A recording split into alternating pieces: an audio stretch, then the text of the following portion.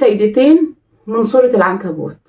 الفائدة الأولى: لماذا ذكر العنكبوت في القرآن بصيغة أنثى على الرغم من أنه ذكر؟ كل الآية الكريمة: بسم الله الرحمن الرحيم، مثل الذين اتخذوا من دون الله أولياء كمثل العنكبوت اتخذت بيتا. سورة العنكبوت الآية 41. لو لاحظتوا تاء التأنيث في كلمة اتخذت، فهل العنكبوت مذكر أو مؤنث؟ يعني أنت بتقول هذه عنكبوت ولا هذا عنكبوت؟ الصحيح هو هذا عنكبوت لأنه مذكر.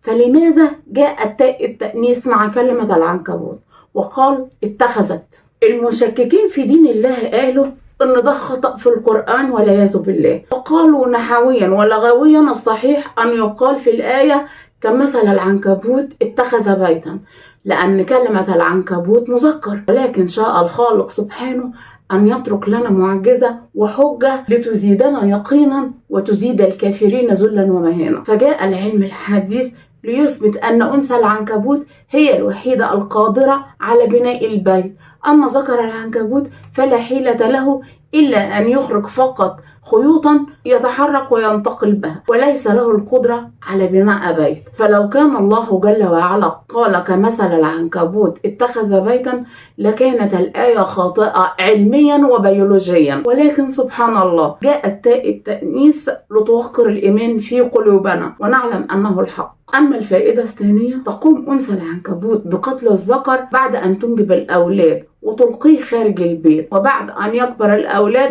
يقومون بقتل الأم وإلقائها أيضا خارج البيت. فبيت العنكبوت بيت عجيب ومن أسوأ البيوت، ليثبت بذلك أن بيت العنكبوت من أوهن وأضعف البيوت من حيث الترابط الأسري. لقد وصفها القرآن بآية واحدة: وإن أوهن البيوت لبيت العنكبوت لو كانوا يعلمون. سبحان الله، لقد كان الناس يعلمون مدى الوهن في بيت العنكبوت، لكنهم لم يدركوا المقصود إلا بعد العلم الحديث، وهو الوهن المعنوي. وبالتالي جاءت الآية لو كانوا يعلمون. ومع ذلك يسمى الله تعالى السورة باسم هذه الحشرة السيئة الصيد ويتكلم عنها، مع ان السورة تتحدث من اولها لاخرها عن الفتن. فالبداية كانت: حسب الناس ان يتركوا ان يقولوا آمنا وهم لا يفتنون، ومن الناس من يقول آمنا بالله فاذا اوذي في الله جعل فتنة الناس كعذاب الله. قد يتبادر للذهن ما علاقة الفتن بالعنكبوت؟ الجواب ان تداخل الفتن يشبه العنكبوت.